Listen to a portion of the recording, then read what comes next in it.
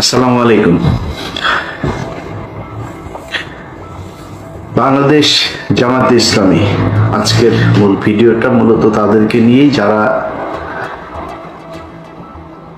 পূর্ব পাকিস্তান থেকে বাংলাদেশ হোক সেটা চায় নাই। মূলত তারা এই দেশে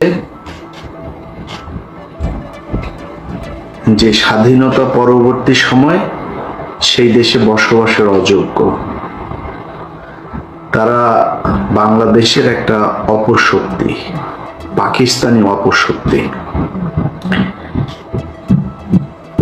তাদের এই দেশে রাজনীতি তো পরের কথা, ওই নামে এবং ওই ব্যক্তিরা এই দেশের নাগরিকত্ব পাওয়ার, তাদের আমি মনে করি মরণোত্তর নাগরিকত্ব বাতিল করা উচিত, কারণ তারা এই দেশের স্বাধীনতা চায় নাই। এখন আপনি হয়তো আজকে আমার এই কথা শোনার পরে মনে করবেন যে আমি এতদিন আমি তো নিজেই বলতাম, হ্যাঁ আমি বলতাম, আমি তো, আমার তো ওই সময় জন্ম হয়নি। আমার জন্ম হইলে আমি দুই পাকিস্তানকে এক রাখতেই চাইতাম। যদি না পারতাম আমি ওই পাকিস্তানে, পশ্চিম পাকিস্তানে চলে যেতাম।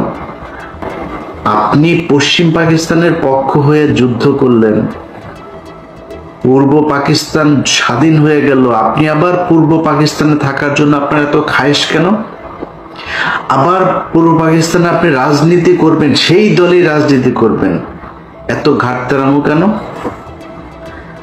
আপনাদের এই ঘাটতারামোর কারণে আজকের এই বাংলাদেশে অসংখ্য মানুষ গুম হয়, খুন হয়, ধর্ষিত হয়, ধর্ম পালনের সমস্যা হয়, ইসলাম পালনের সমস্যা হয়।